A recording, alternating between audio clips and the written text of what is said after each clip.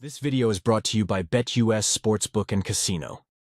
What's good, folks, family, friends, loved ones, enemies, frenemies, wizards, witches, muggles, mudbloods, people of Middle Earth to another episode of Disguise Coverage, the only podcast that gives you an equal amount of blueberries in each muffin, powered by BetUS Sportsbook and Casino, and presented by the best pizza in Buffalo, New York, One Pie Pizza. Find the online menu in the episode show notes, whether here on YouTube or whichever podcasting app or platform you are listening to this show on. I am your host, Anthony Prohaska. Find me on Twitter at pro__ant. That's pro2_ANT. In tonight's episode of Disguise Coverage, we will be diving into the critical elements that will decide the Buffalo Bills versus Tennessee Titans Week 7 matchup. The schematics, the structural pieces, players, position groups, coaches, sides of the ball, individual one-on-one battles and matchups, anything and everything is available and on the table for discussion in tonight's episode. Also potentially touching on some Amari Cooper pieces as we go forward and through this episode, maybe potentially on the back end as well,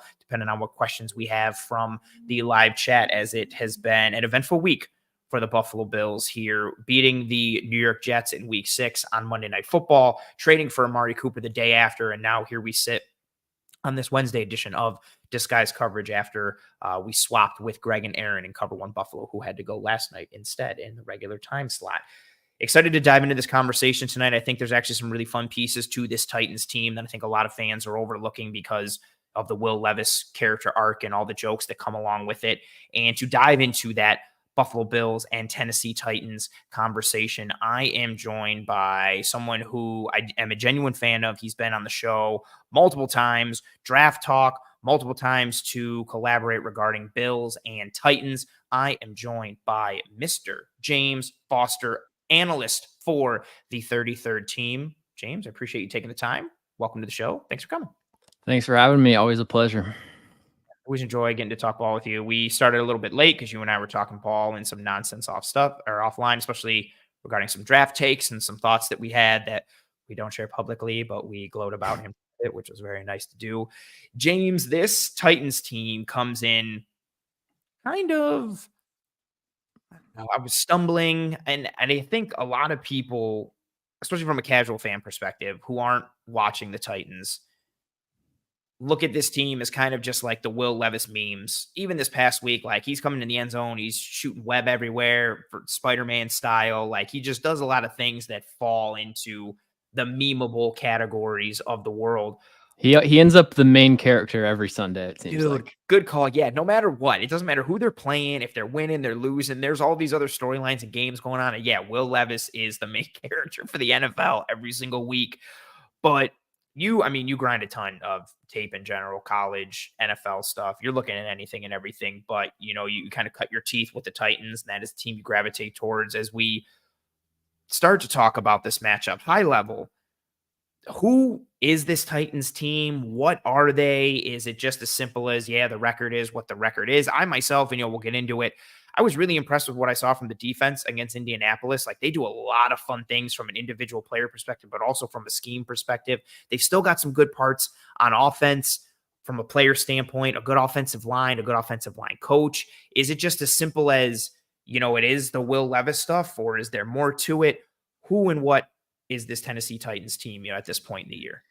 Yeah, I mean, it's definitely not a talentless roster by any means. I think, throughout this season, if we set the opposing team's strength equal to N, the Titans' strength is equal to N-1. Like that's kind of how it's been. It's like somebody posts these graphics where it's like lead differential by quarter, and they're top 12 in the NFL for each of the first 3 quarters in terms of like point differential, and then I think 32nd or 31st in the fourth quarter. So it's been a lot of like, not even just being in the games, but kind of controlling the games with a conservative, like ball control, run the football, quick pass, good defense kind of play style. And then late third quarter, early fourth quarter, I mean, that's really when you just need to turn the game on, because that's when, you're going to figure out what's going to happen. But, Will Levis makes one of his plays. The first 2 weeks, they had 2 blocked punts. in a row, which is the first time that's happened. And there's some crazy stat like decades or something. And then, yeah, just kind of like giving the game away. I don't think, I'm not saying this is like a playoff team. If they had a couple bounces go their way, I had them ranked 25th in the NFL heading into the season. And I think the offense has performed below my expectations. The defense has definitely performed above my expectations. So I think like just in terms of caliber of team, 25th to 23rd is what they've been the last couple weeks, but losses start to pile up. Quarterback loses his confidence. It's easy for things to really go off the rails. And then you just become like a genuinely bad football team. That's super fair assessment. And again, you grind more Titans tape than I do, but I sit in a similar spot. Like seeing how the games have progressed. I've watched a couple of Titans games just from broadcast and then studying them multiple games from the tape. And yeah, it's just this like weird, even the Colts game was like a really good example. Like they felt like they were in control, and I knew they lost before I watched the tape. And so I was just waiting, and the game was going along and everything was clicking. And then like got to the fourth quarter and I was like, okay, so this is where like things kind of like turn a little bit. And it's just kind of, falling in line with. The problem is they just don't really have the ability to generate explosive plays to, like put the foot on somebody's throat. So you kind of end up with just, it's like, they'll get maybe one touchdown in the first three quarters. Like it'll be 17-13, that kind of game.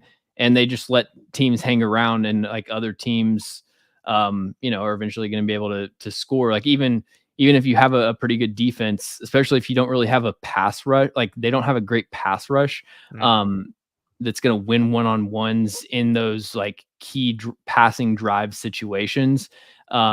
You've got L'Jarius Sneed, who's been, one of the worst corners in the NFL this year. Gotten very lucky with some overthrown passes and dropped, easy touchdowns. But it kind of just like all falls together for them to give up games. Yeah, even the game against the Colts, when Alec Pierce gets behind him and then he's diving, trying to like grab him, he holds the arm back, draws like the big pass interference call, and then he's also the one who gets beat by Pittman on the jump ball into the end zone, like a little bit of microcosm of how he's been and what he had in the first quarter. He had another like 60-yard touchdown that the receiver had 3 or 4. Oh yeah, the one that Flacco overthrew. Mm-hmm. Yeah, that seam ball, and he kind of was like caught in between. I think they were in cover 3, and he was kind of like caught in between of like sticking up or dropping back, and he sees it. But when he sees it, dude is already even, and if you're even, you're leaving, and he just continues to zoom, and Flacco just overthrew it a little bit. Also, it's still crazy that Joe Flacco is out here like still kind of making some good throws. Like he continues. His Browns arc was really interesting, and I was like, well, that's probably got to be a fluke. And then he's out here still making some like pretty good throws, like at times for the Colts. So that was really interesting to see as well. I'm really fascinated by the Titans team because it's so. And I was in a similar spot like preseason. Like I didn't think like, oh, this is a sneaky playoff team, or this is a team that could really shock some people from a playoff perspective, or even from a wins-loss perspective. But I really liked Skoronski last year. I liked Latham coming out this year. Then you get one of the best offensive line coaches in NFL history to come on board, and the Browns let him out of his deal so he could go, be on his son's staff, who is, the head coach of this Titan squad now. So, okay, the offensive line's fun. And then, Hop isn't Texans Hop, but he's still functional. And then you bring in Ridley. I like Tony Pollard. I like Tajay Spears. I like a bunch of the pieces on defense. And it's so not, I guess I shouldn't say weird, but like you have a new coaching staff and Snead hasn't performed up to snuff. Jeffrey Simmons has been banged up, and he's so important to the defense and so integral because they don't have a lot of depth there, tearing the ligament in his elbow. But I look at the squad from a roster standpoint, and then I watch them on tape, and I'm not just like, oh yeah, this is a 1-4 team. Like they're bad. It's just, I feel weird watching them. Like I don't think they're good, but I'm also not like, oh yeah, they're 1-4. Like I can see it, they're terrible. And to your point, I really like, if they were 2-3 or 3-2, like it really is just a couple. You can say this for so many teams, right? But it's really just a couple bounces that have not gone their way, and they really could be sitting here like above 500 or just easily like one game below at worst. Yeah, Mason Rudolph wins them Definitely 2 games, like, Mm. for sure. Like, and you could argue 3. So, like, they could, very easily be 3-2. But, um, I'm not like there have been Titans teams that have kind of pissed away opportunities when they were a good team. This is not one of those where it's like I don't think they're making any kind of playoff run if they got super lucky or anything. So like I'm not even really that as disappointed by it. Very fair. A question for you that I want to grab from the chat. Roy says, opinion on Will Levis, franchise QB in the making, or is he just an average dude? What do you think thus far with the Will Levis experience? Well, average would be a development. That would be I would welcome average with open arms. I mean, he's I think bottom 2 or 3 quarterback in the league this year. And I say that as somebody that liked him a decent amount as a prospect. I think I had him like 12th on my board, and thought that he definitely showed flashes last year. Like last year, he was in that kind of like him and Anthony Richardson are in the same quadrant of the chart, like the chaotic, there's going to be a bunch of, big time throws, but then a lot of really bad decisions.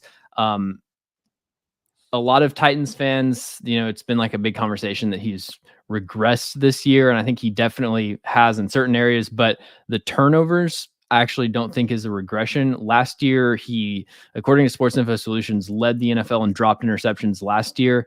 So he just wasn't getting punished for the bad decisions. Like he got really lucky with some, easy interceptions that were dropped. This year, defenders are just converting a lot more of those opportunities. The big change that we've seen in Will Levis, and part of this has to do with the offense, is that the big time explosive throws are pretty much gone. Like outside of the Jets game where he threw a couple dimes, he really hasn't thrown a Twitter worthy pass, like in the good direction this year. And I think part of that has to do with the offense, because one of the things that he does best is just play action, rip a deep over down the middle of the field. And that 15 to 30 yard between the numbers range, like if you look at their heat maps from the past 2 seasons, I mean, it's completely gone from this offense. That's just not a part of the field that Brian Callahan is really targeting. I think that might be like a conscious decision to try to limit Will Levis's bad decisions, because obviously it's easier to put the ball in danger if you're thrown over the middle of the field. You've got to account for multiple zone coverage defenders and everything. But it turns out he's just going to make bad decisions regardless. So I think they need to get into some max protect, Yankee concept type of plays and just let him rip it. And because he's just not a decisive, like dice you up, march you down the field type of quarterback, which is what they're trying to make him. Are you out on him completely, or do you think he's still salvageable? I think it's like there's a 5% chance maybe. Like I wouldn't bet any money on it. I definitely think you play him the rest of this year. Like I wouldn't bench him regardless of what happens, because I don't think there's any upside with Mason Rudolph. But he seems to have lost a lot of confidence. And it's kind of like I view him and Anthony Richardson very similarly, especially coming into this season. And like they've both struggled when they've played this year, but with Anthony Richardson, you're at least getting the highlight throws. He just like can't throw a flat route accurately to save his life. And with Will Levis, like I said, you could at least sell yourself on the upside if he was making a lot of high end plays and just like say he needs to clean up the turnovers, but you don't even really have it. Like there's watching last game, there's really nothing positive to hang on to outside of a nice run where he tore the ball boy's ACL. Oh, I felt so bad.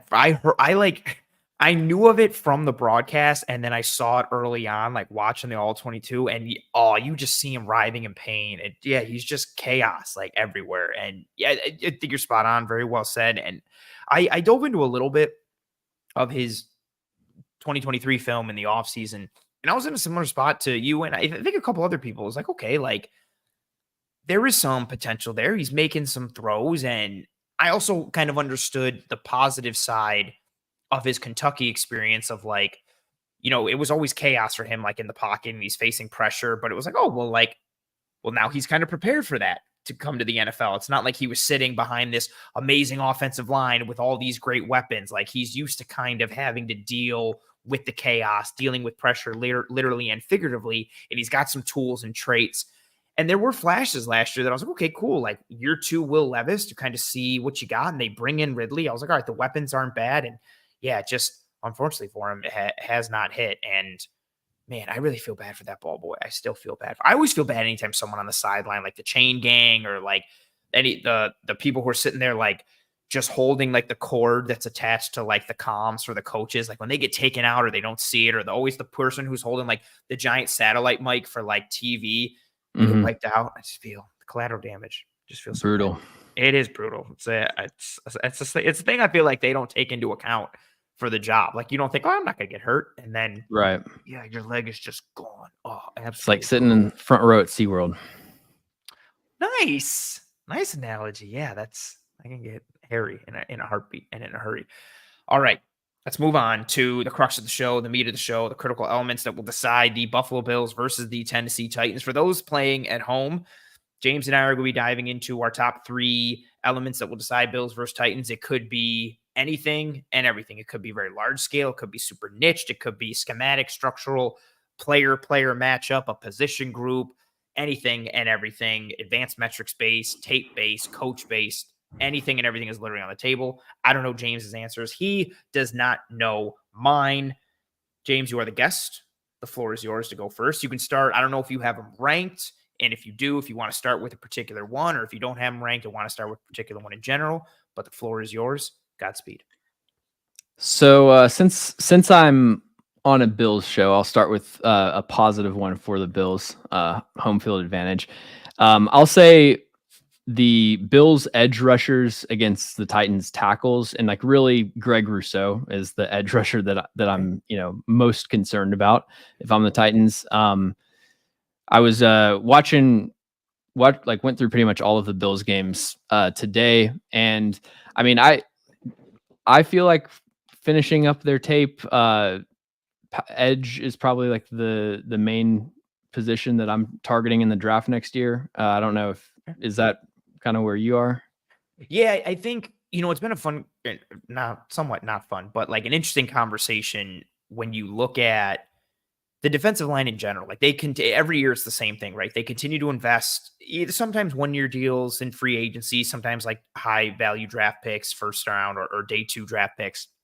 And for whatever reason, they just haven't hit on those dudes that can get you a bucket. Von Miller was that guy briefly before he tore his ACL the first year when they signed him. I think Rousseau is still trending upwards. He's one of the best edge setting or edge players against the run. He's tremendous against the run. I still think he's on it. Yeah. And I like him. I still think he's on an upward trend as a pass rusher, but I don't think he's a dominant, like a true 1 against the pass. I think AJ Epinesa is still suited to be more of like a 3 or a low end 2. I do think they need some reinforcement there. You need to do to get you a bucket. Yeah, I mean, like Rousseau is a really good power rusher, great with the inside counters. I thought I feel like he's had a pretty good season as a pass rusher. Like it just disappeared from a couple games, but I mean, he was absolutely working Blake Fisher the week before. Now you might say that's a rookie making his second start, not the best competition. Let me introduce you to the Titans right tackle because that is the definition of bad competition. So like, I think you just line up Greg Rousseau over whoever the Titans have it right tackle, whether it's Nicholas Petit-Frere or Leroy Watson, and just let him cook. But if he gets some run over the left tackle, JC Latham, I think that'll be a really interesting matchup that I would expect to be more of a back and forth. It would be the best competition that JC Latham has faced all season. I think he's been pretty solid, had a really bad week 1, 3 straight great performances, and then a solid game against the Colts. Lost a couple reps to Leatu Latu. But yeah, really interested to see that matchup. What strategy they take there. And yeah, as far as Rousseau, it's just like he still just doesn't have the bend and really like upfield explosiveness to win that much as a speed rusher. Last summer, I actually charted pretty much every edge rusher by pass rushing move and like did a big breakdown of it. And he was one of the lowest percentage speed rushers as far as like winning the outside shoulder, but still was really effective overall. So yeah, I just think that, what strategy they take, if they go best on best, and then whoever they line up over right tackle, I still think is going to win. Like AJ Epinesa, he'll win the corner on Leroy Watson for sure. So I think the left tackle will be the real turning point, and right tackle will just kind of be like a consistent source of pressure. I like that. Yeah, traditionally Epinesa will be on the offense's left. Rousseau likes to work off the offense's right. So yeah, you'll get Rousseau against the right tackle all day. And he's, again, his development as a pass rusher, I think you're spot on. It's tied to some of like what he is physically. Like he's not a big change of direction guy. There's not going to be that dip. There's not going to be that bend. It's just how he's built, like his frame. He's long and strong and powerful, but he's not, dip, bend, run the arc, turn the corner. There's not a lot of outside rush to him, speed rush, like you said. Really everything for him is pure like set line for the tackle. And it's basically, instead of being like, okay, can I go outside, through him, or inside? It's basically, can I go through him or can I go inside? Right, like, exactly. Yeah. He's either compressing and driving that tackle into the backfield, or tackle oversets just slightly and he can pry him and get inside a little bit. And that's when he's been most successful this year, to your point. And it's a shame too, because he's got like really good hand placement and good hand usage, but he just doesn't have that dip and that bend to pull himself through. You'll see that more from Epinesa on the other side when AJ Epinesa wins. It's beautiful. Yes. It's some of the cleanest, picturesque, picture perfect. I mean, go back and last year, dude, he had some against Mailata reps last year. Yeah. I always think of the game against Philly when he's just scissoring and clearing hands against Mailata. He's driving him into the backfield, a little push, pulling through. Yeah, when he wins, it's quick, it's decisive, it's really pretty. He'll give you that and then kind of disappears for a little bit. Even the Jets game, like again in Monday night, kind of not really too effective. And then out of nowhere, he's just bust off like two beautiful sacks where he just works Tyron Smith, and you're like, oh, like, okay, like that's really nice. But he's more peppered in. I don't think he's operating at a consistent enough level. Even if he just flashed like that, like 0.25% more, he'd be a really good number 2. But I still think he's fit for more of a 3. He's just not a volume guy. Yes. And Von Miller being out, I think influences that even more. Like he was, again, small sample size, but them using him as that closer and that pass rusher, really effective. Also making some plays against the run. The bend was back. The juice was back. But with him being out, now you're looking at Groot, Epinesa, Smoot, and then Javon Solomon and Casey Toohill and spurts. Smoot has been all right. I've been more just disappointed with his inability to set the edge. Like you can crack toss on him, it feels like all day. Like he's just getting reached and turned. But yeah, I think that's a fair point regarding Rousseau. And I still, for me, want to see like long-term, like side note from this conversation, like what he is and what he'll be, because he was so raw coming out of Miami in terms of playing that position, experience in general. And I still feel like he could hit more pass rush ceiling. But again, I do think it's limited because he's never going to have that change direction. He's never going to have that dip and that bend in his lower body. So it is a bit tough. I'm in a similar spot with in terms of, well, all my points, I kind of view them equally, but I'm going to use the one that ties into yours. So I just titled it like who wins the pressure battle, and staying on that side of the ball. So the Titans overall right now, 3rd highest QB pressure rate allowed at 41.8%, 11th highest on 3rd down at 43.5%, 13th highest on 3rd and long at 45.5. The Bills defense pressure rate overall, 25th on the year at 30.2%, 9th on 3rd down at 46.3%, 7th on 3rd and long at 48.6%. This is a group that is currently missing Ed Oliver. They'll most likely be missing him again for this game. I think they're also missing Von Miller. And I wonder how effective they could be from a pass rush perspective. And knowing how much that has contributed to Will Levis's struggles at times this year, and knowing how that Bills pass rush can disappear. And when I say disappear, it's not even like, okay, they're not getting sacks. It's like nothing. Like you're just sitting in kind of a nicely formed pocket and you're able to sit back and pick the Bills apart at times. Now, their coverage has been better on the back end, even though there's some separation numbers that might suggest otherwise. But there's been times where even against this game against the Jets, they had I believe the lowest pressure rate in all of week 6 against the Jets this past week at like 15%. And you're just not seeing that effectiveness. Again, the more they can get you into known passing situations and true dropback situations, they can start to eat a little bit. They've gotten better with some of their two-man games as the season has gone along, but a lot of it is still clunky. Even with Smoot, who I thought one of his best attributes in watching his tape at Jacksonville was being a spiker on games, that still hasn't clicked. You got guys kind of running into one another. The interior defensive line, I still think is a question with this group. Ed Oliver's out. Daquan Jones is playing well, not necessarily the level that he was playing at last year before he got hurt. Austin Johnson has been a fine rotational guy, but not a stud. Dwayne Carter flashed positively against the run a couple weeks ago against Houston, but this past week was more kind of the meh performance we've seen. When I was watching like the run defense tape from last week, he was one of the guys that kind of stood out in a negative way to me. The game against, I'm sorry, everything's blending in my head. The game against the Jets, you saw more of the concerns. So the biggest concern I had for him coming out of Duke and watching his Duke tape was his inability to anchor against double teams. Like he would get blown out of the gap. It's not even like, okay, I'm going to anchor or I'm going to drop the knee or I'm going to gum up the works at some point. He was just getting blown off the line and displaced.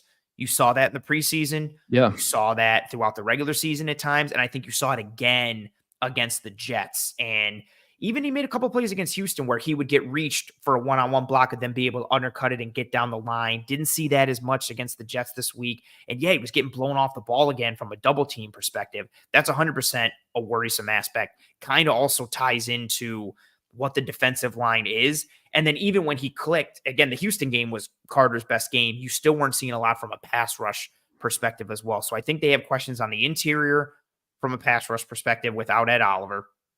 And then on the edge, what are you getting from Rousseau? How much are you getting from Epinesa? What does Smoot add? Hill isn't really a pass rusher. He's a grinder and a hustle guy who plays the run. Javon Solomon's a rookie who, with somewhat size concerns and frame concerns, I like him and I think he's fun, but he still has to work on more of an inside move because just dipping and ripping around the corner and the cross chop isn't a way that he's going to be able to consistently live at the NFL. How that pairs against right tackle for Tennessee and then Latham on the left side, I think is really interesting. And then flipping it to the other side as well, the Bills offensive line past couple of weeks been a little shakier as they've started to play better teams. A little shaky against Baltimore. Was going to be my next point, actually. So beautiful. Right in. So shaky against Baltimore. A lot of that was the game script. Baltimore's keeping them in 3rd and long. The score got a little out of control. They had to pass more. You're in more true drop back situations, more known passing downs. Baltimore gamed up their protections. Saw it a little bit against Houston as well. Added into the fact that Will Anderson and Danielle Hunter are having 2 good years. They're a problem off the edge. But looking at this Bills offense in terms of a pressure perspective right now, 17th highest QB pressure rate at 32.8, so not bad. But the 7th highest on 3rd down at 45.5%, and the highest pressure rate allowed on 3rd and long, so that's 7 or more yards for those who don't know. Highest pressure percentage allowed on 3rd and long at 56.3%. Now, you talked about this earlier. The Tennessee pass rush has been largely toothless. Overall, they're 27th at 29.7%. They're 27th on 3rd down at 33.3% and 28th on 3rd and long at 34.6%. Maybe it's just that I like Harold Landry, and I kind of always have since his college days, but Landry, I think, can present some opportunities against Spencer Brown with his rush style. Jeffrey Simmons, I thought, had a nice return, 4 pressures against Indianapolis, saw some of the flashes of dominance that you are known to see from him, especially when he's healthy. Wearing the kind of brace on that left elbow, I don't know how much that's impacting him or affecting him. You got some pressures from Sebastian Joseph Day. You have some pop coming off the edge from Arden Key. I think this Bills offensive line is good, but I do have questions. And we've seen the past couple of weeks their ability to get gamed up by opposing defenses and then just lose one-on-one battles all at every spot along the offensive line. Each one of their linemen has lost a battle in a significant way at some point, some more than others. And then you pair that with Deion Dawkins. They use him in those wide splits in the run and the pass. I'm thinking of Key coming off the offense's left.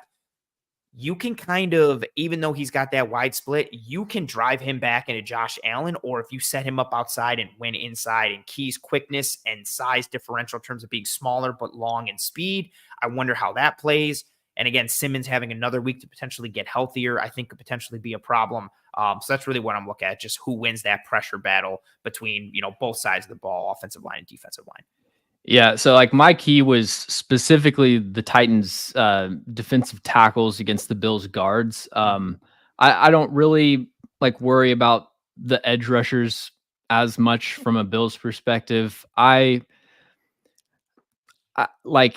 it's nothing personal. I'm just not really a fan of Harold Landry. I've seen the same exact bland rush plan for years now of just banging his head against the wall with speed rushes. Yeah. He'll win with a ghost move once every 4 weeks, and then he'll rack up 40 pressures and 6 sacks all off of stunts. And then people say he's a Pro Bowl level player. It's just there's no bull rush, no real counter profile until last week. One of the first times I've seen him win with an inside counter in years. So he had a pressure last week against the Colts where it was a spin move, but he didn't spin back inside clean. He just spun into the right tackle, but did it with such force and drove him back. It was the messiest, clunkiest spin that resulted in a pressure. And I was like, this is Harold Landry. But I'm just here for it. But he is a really good football player. Is much better run defender than you would expect for his size, chases down screens, does all that stuff. Still a starting caliber player. Arden Key kind of in the Epinesa mold of just a splash player, but not really a consistent down to down impact. For me, I feel David Edwards does some good stuff in the run game, but he's been getting worked the last couple weeks. I mean, Quinnen Williams is explainable, but even, the Texans defensive tackles who aren't world beaters, just a lot of lunging. And he's really the guy that I saw losing the most one-on-ones. And then I think that Osiris Torrance has been probably better this year. I wasn't a huge fan of his rookie year tape, especially down the stretch. This year I've seen him losing mostly to stunts, just some questionable awareness, I feel like. So I feel like you could, like you said, kind of scheme some stuff up, especially against the interior. And, could be a way to because, that's the defensive tackle is probably the strength of Tennessee's defense. What do you think of Javondre Sweat so far? I had questions about what weight he would play at, how he would approach, kind of play style in the NFL. And I know there were some concerns coming out of camp. Maybe I had a low bar or low expectations. I've been pleasantly surprised with him, and I thought he had some really nice flashes against the Colts. And even one that really got me, it was a 3rd and 11 or 3rd and 12. And I think Colts ran a tunnel screen. And he got on his horse and chased it down, upfield by the numbers. And Simmons was there too and was just smacking him on the head for making a really good play. And I was like, oh, this is really nice. And he had a couple just guys getting into him and him just chucking guards and centers and making the play in the hole. I've been pleasantly surprised with him, but what are your thoughts on him? Yeah, he was probably at this point one of my biggest misses from this draft class. I felt I thought he would be a really good nose tackle, just kind of starting caliber, hold the point in the A gap type of player. Yeah. But I felt I've honestly been blown away by his range as a football player.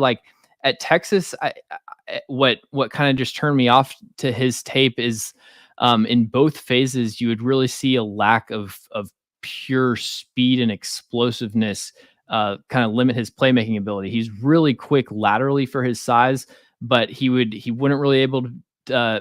be able to run with like outside zone.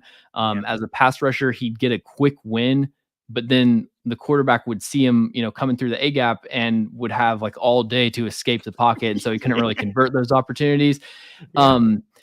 Dude, like you mentioned the Colts screen, but if you watch the Dolphins game from the week before, I mean, he is making plays out in the alley like a Mike linebacker. Like, and I'm sure how much the Dolphins offense stresses the alley. And like he was just erasing their outside run game. I'm watching it and I'm like, dude, this is, I mean, it's one of the biggest just discrepancies between like what I expected from their college tape and what he's shown. He's not, I still think there's limitations as a pass rusher. Like I think he has like 3 or 4 pressures this year.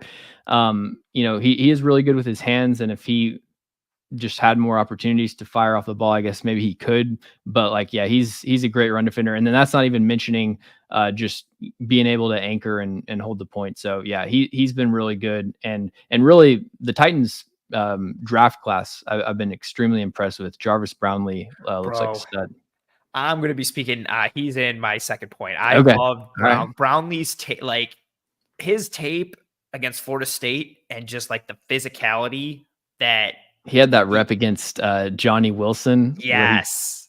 Corkscrewed him onto the ground. Yes. And they were like that battle between the two of them on like run reps where they're each trying to kill the other was starting to get to like Marshawn Lattimore, Mike Evans type level. I was almost expecting like an Andre Johnson, Cortland Finnegan type scrap at some point. Like and Wilson got his, but yeah, Brownlee took Wilson, who is a huge man for a receiver, and just violently shucked him. Like the physicality that he plays with. I'm very happy to see that it's translating to the NFL with just, and I hate using this phrase because so many people like use it and it's used all the time, jokingly and seriously. But Jarvis Brownlee is a dog. And I didn't, when they took him, I was like, okay, I think they're going to use him outside because McCreary is your slot and your nickel dude. And yeah, I've been really happy seeing him on. Do you want to get into that now? Like, yeah, I'm going to get into it in a minute. Yeah. I wanted to piggyback off your point with Sweat, and I'm glad like kind of what I saw is what has happened. And again, I watched only seen a couple games. Again, I was like, am I not seeing the full sample size? But yeah, I've been impressed. There was even a rep this game against the Colts where Colts are in like the low red zone, I believe, and there's a double team block on both Sweat and Simmons, and neither of them get moved. They both just anchor, and there's no displacement, there's no movement, there's no nothing. And I was like, oh, this is like beautiful to see. I absolutely love that. So yeah, I'll move on to my second point, which includes Brownlee a bit. So overall, it's just, I just broad brushed it with the title of the second point, just the Tennessee Titans defense versus the Bills offense. And I'm really mainly because I came away very impressed with the Titans defense in the tape that I watched in the several games, and especially this most recent game against the Colts. And then looking up some of the metrics, I was not expecting them to be this high, especially with how the offense doesn't really put them in advantageous positions. But this Titans defense on the year, 7th lowest EPA per pass allowed, 10th lowest EPA per pass allowed on third down, the 3rd lowest EPA per rush per allowed, behind only the Vikings and the Steelers. They're first in stuff percentage, which are runs that go for 1 or less yards. They're 0 or less. 10th in lowest yards before contact, before carry, or 10th lowest yards before contact per carry, 10th lowest yards after contact per carry. Overall, they're 9th in DVOA, 10th against the pass, 6th against the run. Sebastian Joseph Day is 2nd in the NFL in stop percentage. Simmons is 21st.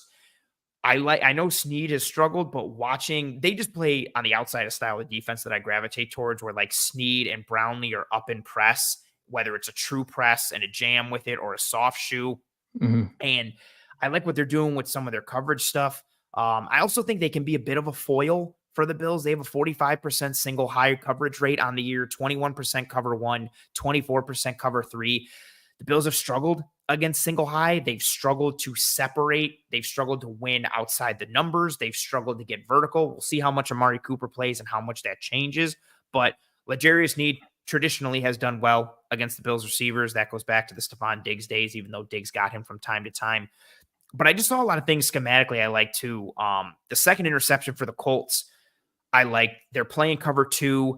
Sneed is trying to bait Flacco, and he's trying to jump, which he technically shouldn't, but he's trying to jump the route in the hook, knowing that Diggs is over the top on the vertical going up the sideline. McCreary jumps the stick in the curl, and then you have Hooker reading the dig. He drives on it, pops it into the air. Kenneth Murray goes up, picks it. You're seeing some match coverage elements and/or elements where they're just locking the outside corners against the number 1 to their side. Again, either impress and just, even if they're not really physical in the stems, Roger McCreary's like picking up and spine busting Mo Alley Cox and like covering down on downs against the Colts. And to tie it all through with Brownlee, just the physicality. And I know that's going to result in some flags, whether it's pass interference or illegal contact from time to time, but he is getting into guys' faces with regularity, like he did at Louisville, like he did on tape. And I think that's a really successful recipe, given how the Bills' receivers have struggled to separate at any point, whether it's the underneath, whether it's the intermediate, but especially vertical. I'm taking Sneed and I'm taking Brownlee and I'm putting them in press, whether soft shoe or honestly, I would play true press. I'm telling Brownlee, like, I don't care who's on your side, get into their face and put both hands, or at least one, into that chest. If you don't want to get too aggressive with a 2-hand jam, that's fine. But I don't trust a lot of the release packages for these Bills receivers on the outside, at least. I'm attacking them all day, playing aggressive. I like some of the simulated and creeper pressure stuff that they're doing under Wilson, and then what some of their 5-man stuff has looked like. I came away very impressed with the Titans defense schematically and with several of their individual players in just watching the tape. And I'm very interested to see how that meshes with the struggles we've seen from the Bills offense overall, but especially just trying to find anything within structure for the pass game. Like it's a real slog right now for them. And I think the Titans can be another team that can give them problems in that area. Yeah, I mean, Denard Wilson, the defensive coordinator, his first press conference, he was like, we press everything. So yeah, it's an aggressive defense that's a lot of fun to watch, especially, when you're studying the corners. Yeah, Brownlee has been an absolute revelation. Like his performance against the Colts, I mean, he had several nice, clean pass breakups, and then an interception that was called back for a penalty. I hated that. I hated that. I did not like bad it. Call. And that's not even a Titans fan bias thing. I'm just like always, not always, but almost always on the defensive back side. Same. Let them play. All Exactly. the rules are for the offense. Let them get a little handsy. I know he got called for legal contact. I didn't think it was that bad. He didn't even ride him past 5 that much. And then he lets off. And it's a real pretty interception right in the front pylon. Yeah. Like, I was pumped. I did not like that flag. I was right there with you. Like, as somebody where cornerback is my favorite position to watch by far. Like, there's nothing I love than a just high quality press man rep. And then you've got a great one that just gets kind of erased from history. But yeah, so love what Brownlee's been doing. We talked about the pass rush some. Amani Hooker's really solid. And then Roger McCreary, kind of same boat, just like a solid, 7.5 out of 10 type of player. I think really the 2 X factors and points that could be exploited for the Bills is number one, like L'Jarius Sneed has to start playing better. I mean, it's been a nightmare season. The Colts game was the first one where he was like really punished for it and actually ended up giving up a lot of yards. But I mean, he's had just so many missed opportunities by like drops and overthrows. And like really, I'm even concerned. That Colts game, there was multiple like overthrows against the Colts. Yeah. I'm concerned that the Titans kind of got did on that one. Cause he looks slow to me. Like and he doesn't practice because he's got like a degenerative leg issue or something. And it's been like that since he was with the Chiefs. But Yeah, man. I don't know. I need to see some good play from L'Jarius Sneed. I think they might have wasted a lot of money in a 3rd round pick. So yeah, that's the number one point. And then I think also Kenneth Murray is still kind of a cat chasing a laser pointer type of player. He's made some nice plays, like when he can just run and hit. But if you can get a nice creative play call to attack him, I think get him out in space with James Cook. I think cook something up, no pun intended, and could get some big plays there. I love the cat with the laser pointer analogy for Murray because it's so spot on. And I'm even thinking there was a screen on a 1st down for the Colts, and he reads it and sees it and see ball, get ball, and he shot out of a cannon and makes the tackle for like a 6-yard loss. And then you see him just flying off the handle and over pursuing it. Just, he's the cat with like the laser pointer. But when it works, it's beautiful. And but that was the same at Oklahoma. It was the same with his time at the Chargers. And you'd think like, man, like, look at that guy. But if you watch him with the sample size, you're like, oh, like, never mind. Like, and it's a shame because the athleticism is there, the juice is there, the burst is there. I really am intrigued by the defense. Even like at edge, like Jalen Harrell's making some nice plays, like setting the edge a little bit and banging with some tackles and getting through tight ends. He had a couple pressures as well.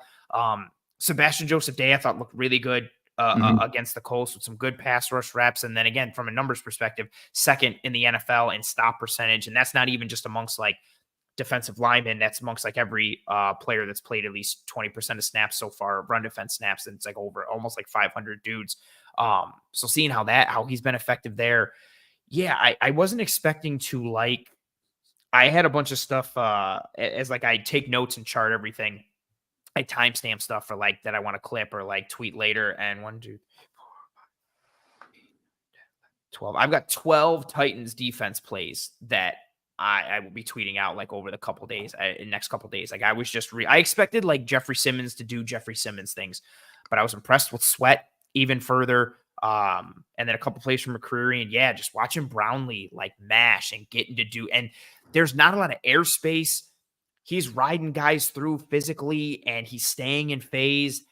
And again, I think it's the Bills have seen multiple teams, starting with Baltimore, being able to constrict airspace, and then how the Texans wanted to play. They went single high. Again, they have Stingley, which is really nice, and then Lassiter, who can hold his own. But the teams that have the ability to go single high, it could be cover 1 or cover 3, but the teams that have the ability to go cover 1 and then who have an athletic linebacker who can aggressive spy Josh Allen works for defenses. We saw Baltimore do it with Kyle Hamilton, Roquan, and Simpson. We saw the Texans do it with Al-Shaair, and it worked well. And then I look here at actually, we're going to work a bit for the Jets from time to time with Quincy and Sherwood. They didn't do it a ton, but I look at the Titans, and I'm sitting there like, okay, I think with what Brownlee can do, and I know Snead has struggled, but I don't think the Bills wide receivers on the outside are necessarily like world beaters. Right. And then I look at Ernest Jones and Kenneth Murray, but more particularly Murray, and I'm just playing cover 1 hole, and I'm just having essentially like Murray play a real low hole, aggressive spy. I'm trusting Simmons to try and get Allen off his spot, or if not him, someone else. And I'm telling Murray, as soon as Allen goes anywhere, left or right outside the pocket, you close. He is the laser. You are the cat. Chase him, catch him, put your paw on it. You're not going to be able to get it because it's a laser, and you're going to keep doing this. But I really do think they have the opportunity to kind of be a foil for a bit for the Bills, because not only can they get physical, but they can do it from a man coverage perspective and a press perspective. Or again, even if it's just cover 3, it's still going to play like one-on-one on the outside, especially on the backside. And then if they throw in the match coverage elements, it can play that way as well.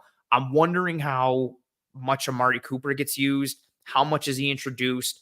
Is it a packages? Is it kind of working him in little by little? Because I do think he can help them in that area, although I don't think and I talked about this in the film room episode that we dropped earlier tonight.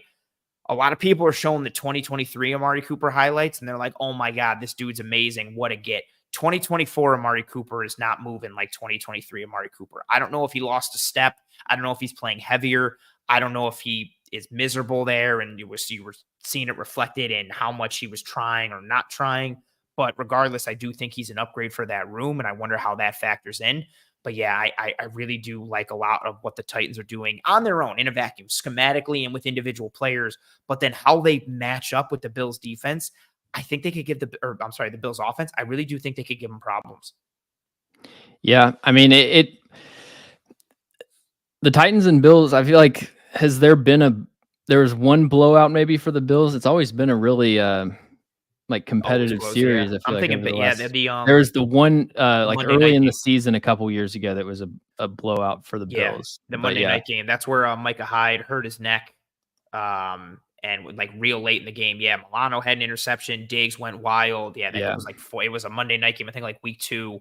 All I remember about that game is I remember it was a blowout, but I really remember McCreary playing on the outside and just free access RPOs to Diggs left and right. Like it was just like not even glances, just free, like I'm giving you 10 yards of cushion, and they just peppered Diggs left and right. And then Allen eventually hit him for a deep shot. But yeah, traditionally it's always been, even going back to the stupid Music City Miracle, which scarred me for the entirety of my life as a poor young little boy. My dad went to that game, and like he watched the Music City Miracle standing in the aisle. Like they got up basically like, all right, this game's over, let's watch. And then like the play starts, they kind of turn back around to be like, all right, let's see what they do.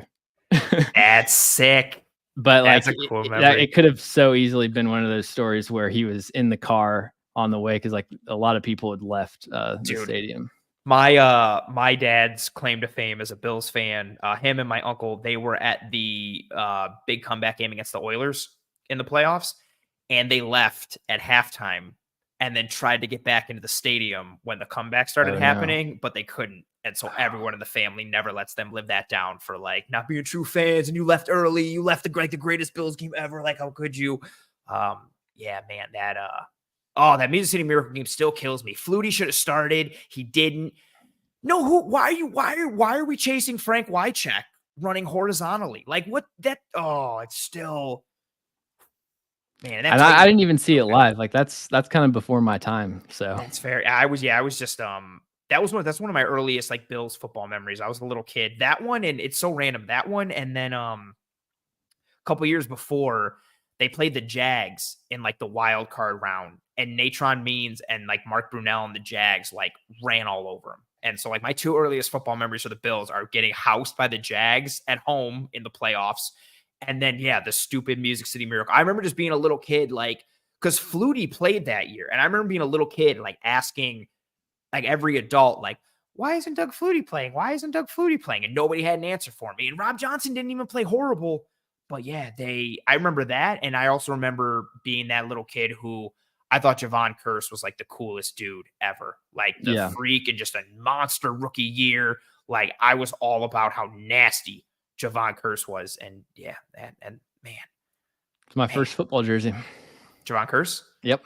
Nice. I had this sick like Javon Curse Florida Gators card when I was little, and I thought that was cool. And then he just blew up as a rookie, and like how nasty that defense was. And oh yeah, good times.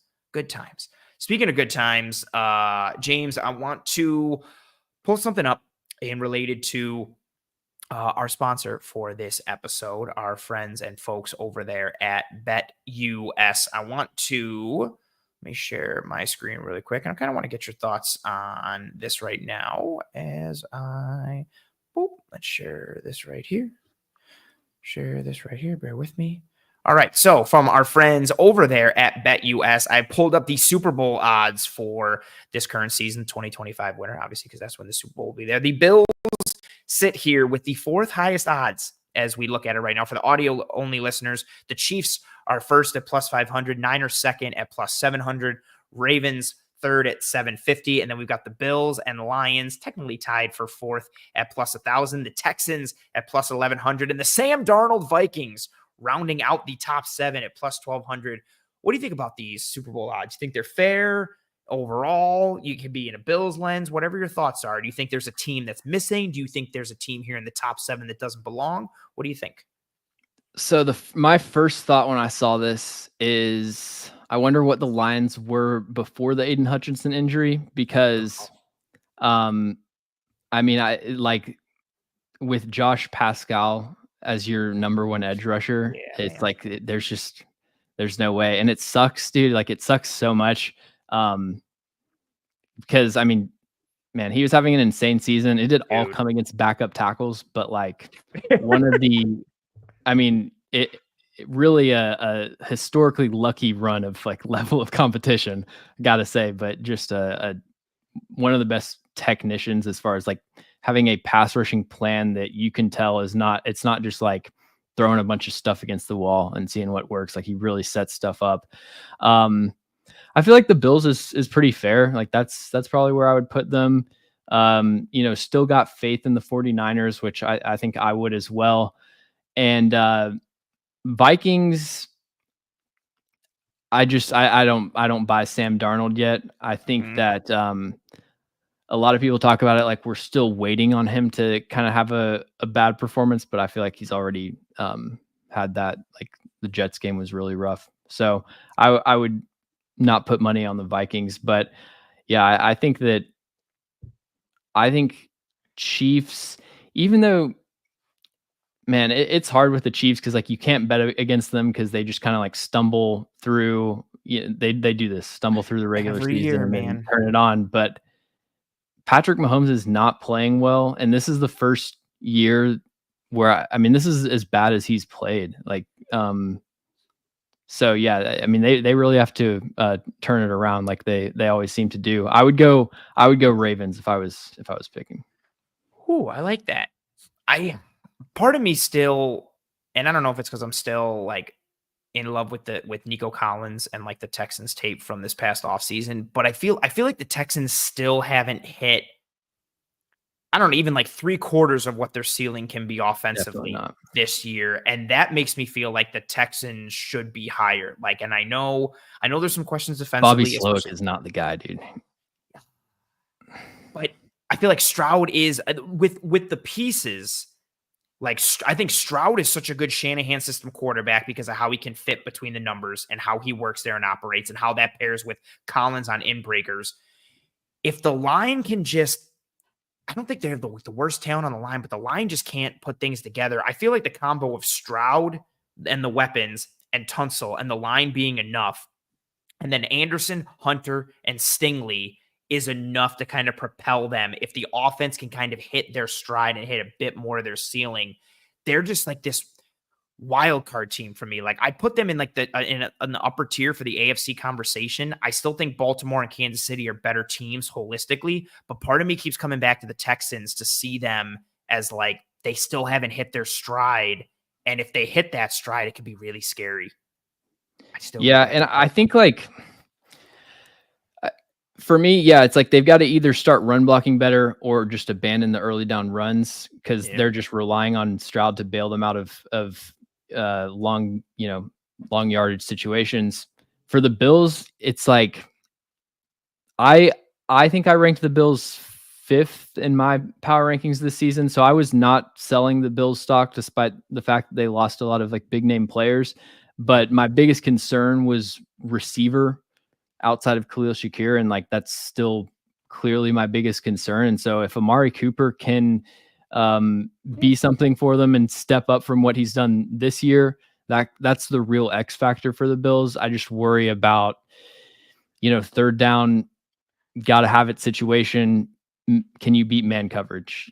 Fair. This is just my biggest concern. I'm in a similar boat. I kind of want to see what this offense can look like from a floor and ceiling perspective now with Cooper, and if he can help them succeed more in structure from the pass game perspective, I'll buy into it more. But right now, I just feel like I've got too much trepidation, and I appreciate them being 4th right now. We're technically tied for 4th with the Lions, but yeah, I'm not holistically all the way there. But that graphic presented by our friends over there at BetUS, who, if you are looking for a new sports book this football season, BetUS is your answer. They give the fastest payouts in the industry. 150% bonus on your first deposit, and then a 125% bonus on your next 2 deposits up to $2,000 with code YouTube150. That's YouTube150. They give you a fast and easy deposit and withdrawal process, 24/7 personalized service, 365 days a year, live wagering on all major games. They have the best betting variety in the business. They allow you to get 10% back on your net losses twice a year, and they also can give you your very own personal account manager. Thank you very much for this graphic and this partnership and the sponsorship from our folks and friends over there at BetUS. Yeah, never too early to talk about Super Bowl odds and that conversation piece. James, did we talk about your third and final piece? Was it related to Brownlee, or do you have a separate piece? No, we haven't. Yeah, I've got Cool. That's what I thought. a fourth. So Beautiful. this is kind of like cheating, but I said Will Levis versus himself. I have a similar one for my third point. Okay, I like it. Okay, because and we've talked a lot about Will Levis and how Titans games have kind of played out this year, but they've pretty much all followed the same script where they play really like a conservative ball control plan. They're winning 17-10, 13-10 around the end of the third quarter, and then you're just waiting for is Will Levis going to throw just a standard interception, or is he going to throw an interception that we've never seen anything like before and it's going to be a meme? Like so yeah, if Will Levis can put together a clean, efficient game, the Titans, play good man coverage against the Bills, I could see them winning 20-17. Don't think it's a super high likelihood, but definitely within the range of outcomes. But this is it's not an offense that has the explosiveness to make up for those, backbreaking, game-changing plays. I agree. I'm pleased with myself with what I titled this point. So it's similar to yours, but I titled it "Add More Chapters to the Will Levis Experience." Out of 31 qualifying QBs this year, he is 31st in EPA per dropback at negative 0.42. He's 30th in EPA at negative 64.5. He's 31st in rating. He leads the league in interceptions. He's 13th in a positive way in completion percentage over expected, 9th in air yards per attempt. He does have the 4th highest tight window throw percentage, which is the percentage of passes where the targeted receiver has less than 1 yard of separation when the pass arrives. He has the 7th highest sacks per game. And then overall, how that ties into the Titans offense, they're 30th in passing DVOA, 14th on the ground. I like some of the things we see in the run game, especially on that left side with Skoronski and Latham, especially with how big and powerful Latham is when he really gets going. And I do like Tony Pollard, and I like Tajay Spears. And I think they have the opportunity to kind of break plays for you. If you give them a crease, they have the speed to do it. They have the athleticism. They have the juice. If you were the Bills defense, you have to just make this like a Will Levis game, like whatever it is. And if you roll the dice and Will Levis is the prince that was promised and he beats you, like you literally just tip your cap and go, okay, but you cannot allow the screen game to get going. You cannot allow the run game to get going. You have to put the onus onto Will Levis. And he has shown that when that onus gets put onto him, it hasn't worked out. He's, like you said, even just the turnovers. It's not even that he turns the ball over. It's like the spectacular level at which he turns the ball over and makes these decisions that you're just like, wow. Like he makes turnovers and like botches like an art form. Like, and I'm not even like trying to make a joke. Like, it's genuinely impressive the way he finds a way to one up himself every week. He threw an interception last week against the Colts that was like a bad play, but just kind of, thrown into double coverage deep down the field. And I was literally like, okay, that's fine. Yeah. Defense catches it on their own 10-yard line. I've seen plenty of bad quarterbacks do that. Nobody's going to meme it. We're good. Josh Allen does it all the time. Like, that's fine. To give yourself a little arm punt, it's fine. Yeah. But the spectacularity to which he fails at times is just nuts. And, you've got Calvin Ridley talking about not being involved early enough, and his production is pretty much non-existent, and don't allow Calvin Ridley to get going. He had again, different offense, different quarterback, but he looked very good against the Bills last year in that game in London with the Jags. Like, do not I allow remember him to that. get. He was working Kyer Elam on those comebacks. Yeah, man. He looked like a true number one in that game. Like the pacing, the deception, the speed, the athleticism. Yeah, he looked every bit the part, like the kind of the guy that Trevor Lawrence needed. But it was not to be, alas. But yeah, you cannot allow anything that helps Will Levis. Like, you can't allow that. I'm even fine with the Bills just sitting there and like show a 7-man box nonstop. I'm fine with you like crowding the box and just do not let the run game get going. Force Will Levis to live outside the numbers. If he beats you again, if he's throwing dimes and chucking it all over the field, okay, like, again, you tip your cap and it is what it is, but you need to do not be that defense that everyone's like, oh, is Will Levis like finally turning the corner because he threw for, 289 yards and 3 touchdowns against the Bills in Buffalo? Like, do not let that happen. Do not be that defense.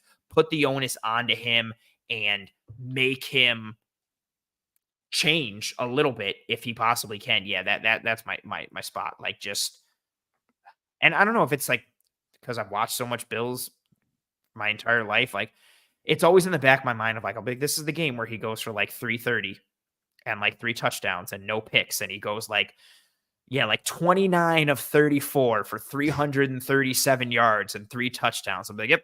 I think the Will Levis breakdown stat line, even though it would be something more like 12 for 21, 320 yards, 4 touchdowns, 2 picks or something, like average 25 yards of completion, at least based on last year.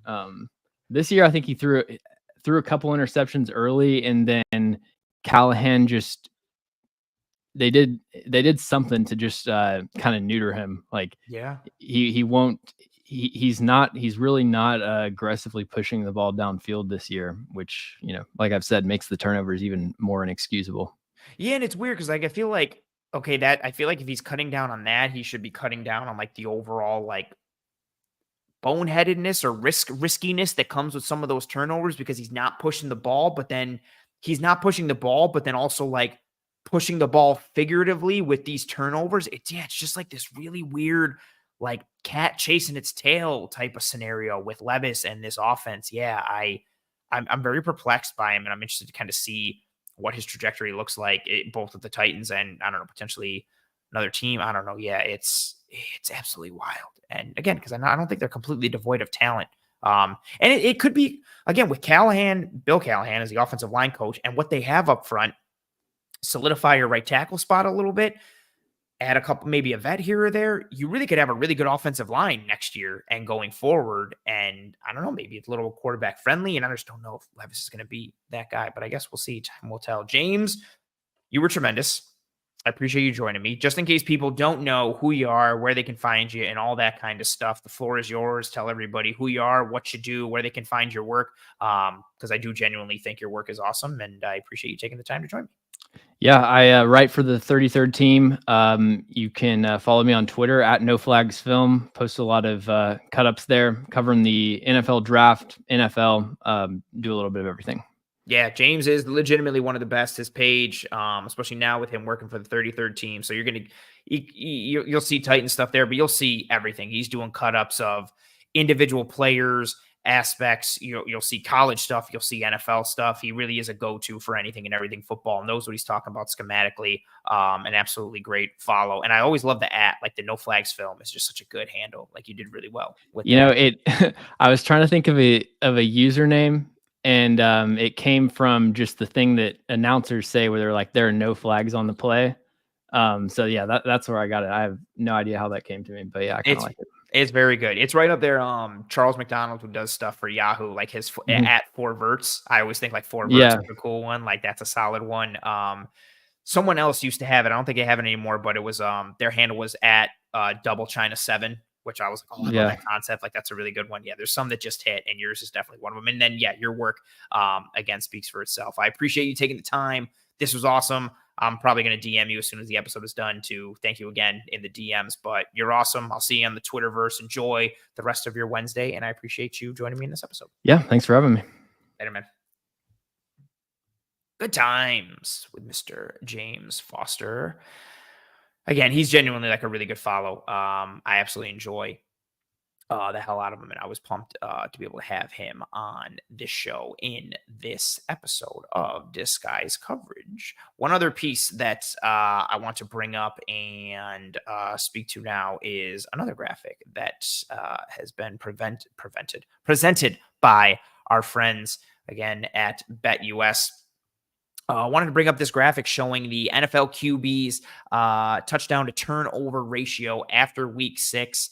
And Josh Allen sitting there at the top with 10 touchdowns, 0 interceptions, and 1,160 yards. But kind of just looking at the conversation of who he's with and where he is. You see Burrow, 12 touchdowns, 2 INTs, Lamar, 10-2, Baker Mayfield having a really good year, 15-5, Sam Darnold, 11 TDs, 4 interceptions. I wanted to bring this one up because I think it ties into what we've seen from this Bills offense, where the explosives are harder to come by from a true drop back scenario. Again, especially, down the field, obviously down the field is explosive, but anything down the field and outside the numbers has been a real slog for this Bills team. But as we've gone forward throughout the season, everything more in structure is becoming a little difficult. The explosives that you're seeing are off script, off structure from a pass perspective. You're getting some explosive runs through the running backs, Cook, Ray Davis, even Ty Johnson. But the explosives that are coming from the pass are more off script, out of structure type stuff.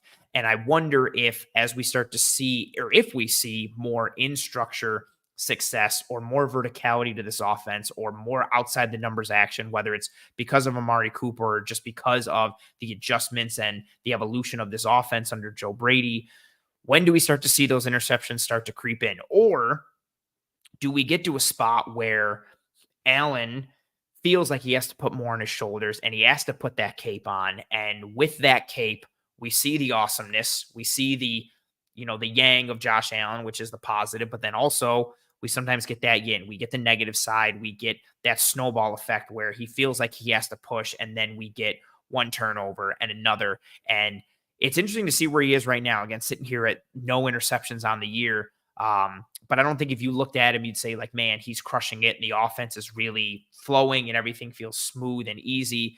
It has been a fight and a struggle the past several weeks. Granted, game script plays a significant role in that. But I do wonder, as he starts to push a little bit more, when do we start to see that first interception? Does it start to come in bunches in terms of games or in terms of kind of one after the other?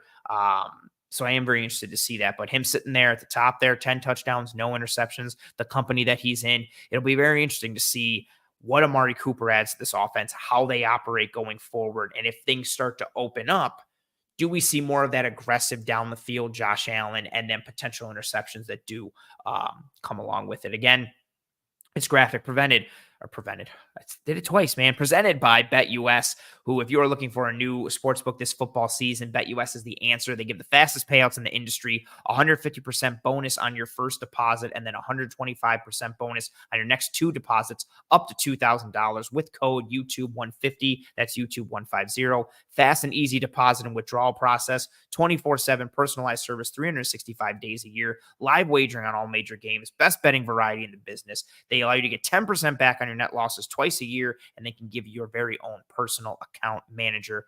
Thank you very much to our friends over there at BetUS. Normally, I like to do more questions from the live chat and engagement pieces and that, but I have to skedaddle and take care of some life stuff. Nothing crazy, just have to bounce. So I want to thank everyone for joining me in this episode. Wanted to thank James Foster for joining me here as well. Want to show some love for the regular and weekly sponsor of the show, One Pie Pizza. Online menu can be found in the episode show notes, whether here on YouTube or whichever podcasting app or platform you're listening to this show on.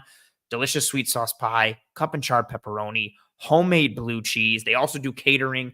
The example I give all the time is all the mac and cheeses that they make. Barbecue pulled pork mac and cheese, buffalo mac and cheese, even the regular one just hits. We're starting to get into the holiday season. from a Christmas perspective. Halloween is also then the holiday season, but starting in November, they start their Toys for Tots initiative. They're always very generous with giving back to the community, whether it's Toys for Tots, partnering with with Roswell to try and knock out cancer, the SPCA, Alzheimer's Foundation.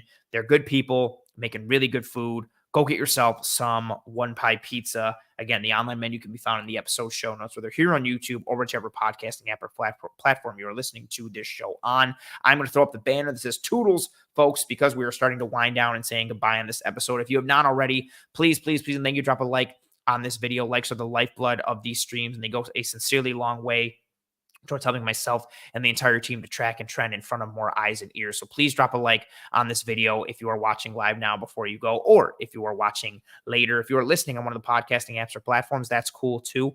Please rate and review and subscribe to Disguised Coverage, and turn on notifications for Disguised Coverage here on YouTube. Subscribe to the Cover One channel as a whole. Tell your family and friends and loved ones about how awesome this show is. If you thought this show was terrible, tell your enemies and try and make them watch this show and potentially ruin their day. I appreciate you folks for joining me live in this episode. Again, whether you watch live, watching later, listening, whatever form or fashion your consumption or support comes in, I'm greatly appreciative for it. And thank you tremendously from the bottom of my heart for that.